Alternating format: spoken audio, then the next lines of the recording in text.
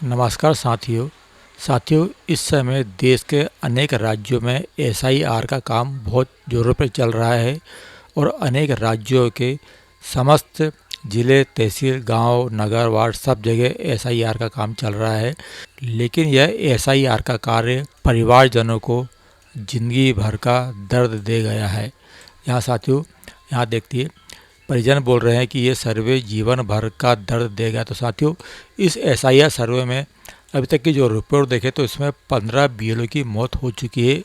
और ये मौत स्वाभाविक मौत नहीं साथियों, इसमें कुछ मौतें ऐसी हुई है जो डर के कारण, टेंशन में, तनाव में, किसी की अटैक आ गया, किसी का एक्सीडेंट हो गया, किसी ने सुसाइड कर लिया। तो इस प्रकार साथियों, इसमें इस एसआईआर कार्य में 15 बीएलओ की मौत हो चुकी है। तो साथियों, अब ये मौतें क्यों हुई, क्या कारण है, वो देखते हैं अपन।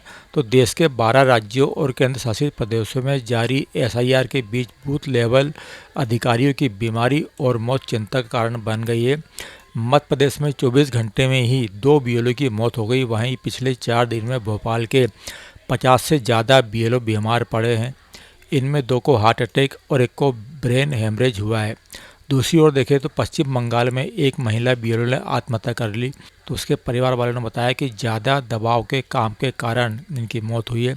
इस प्रकार से देखें साथियों, तो 6 राज्यों में 15 लोगों की मौत हुई है।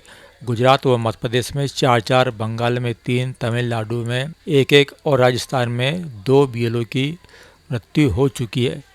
तो साथियों, अब इसमें कुल मिला के बात ये आती है कि 4 दिसंबर तक के और इसे ऑनलाइन करना है। ऐसे में डेडलाइन के तनाव और काम के बोझ के कारण कई बीएलओ खुदकुशी कर रहे हैं। तो इसका कारण ये है साथियों कि निरंतर अधिकारियों द्वारा बीएलओ को ऊपर प्रेशर दिया जा रहा है और इस प्रेशर के कारण बीएलओ बीमार पड़ रहे हैं, अटैक आ रहा है, कोई आत्महत्या कर रहे हैं। क्योंकि यदि काम नहीं करते हैं, काम में यदि धीमापन है, प्रगति नहीं हो रही है, तो उसके कारण से अधिकारियों द्वारा कई प्रकार की धमकी दी जा रही है कि सस्पेंड कर देंगे, निलंबन कर देंगे, कार्रवाई कर देंगे।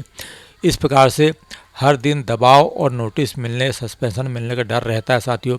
अब इसमें यह है कि बीएलओ घर घर तो जा रहे हैं, लेकिन कई मतदाता मिल नहीं रहे हैं, आधे अधूरे मिल रहे हैं, फॉर्म पूरा भर नहीं पा रहा है या फॉर्म वापस नहीं कर रहे हैं। तो इस प्रकार से कई ऐसे कारण साथियों, ये पहला अवसर है जब एसआईआर कार्य में बीएलओ की मौतें हो रही है।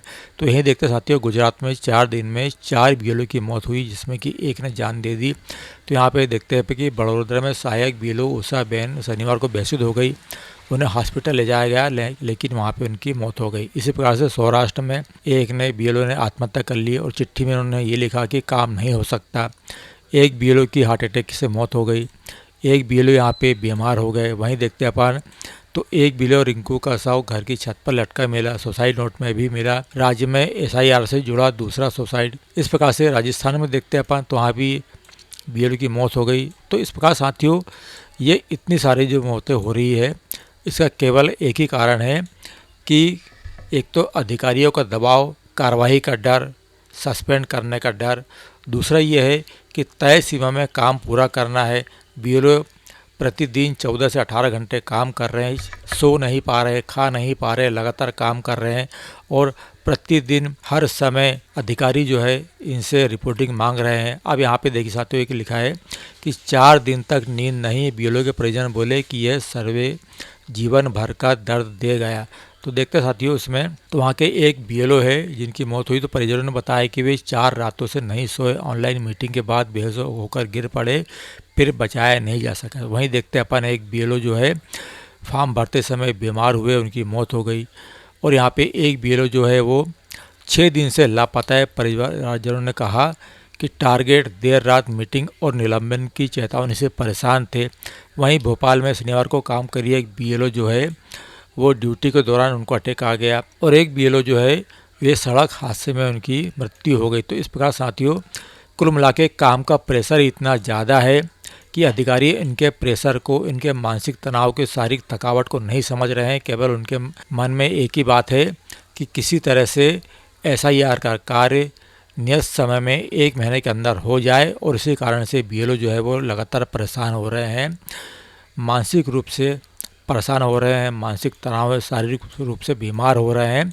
इस कारण से ये समस्या आ रही है। तो साथियों, इस प्रकार से अपन देखते हैं कि बीएलओ को जो कठिनाई का सामना करना पड़ रहा है कि कई घरों में सिर्फ बुजुर्ग या अशिक्षित महिलाएं मिलते हैं जिन्हें फॉर्म भरना नहीं आता। कई परिवार गणना पत्र को सरकारी योजना से जोड़कर भ्रमित है। प्रवासी मजदूर, कामकाजी परिवार और घुमक्कड़ समाज के कारण बीएलओ बार बार खाली हाथ लौट रहे हैं, जिससे सर्वे करना मुश्किल हो गया। तो इस प्रकार से ये कारण है।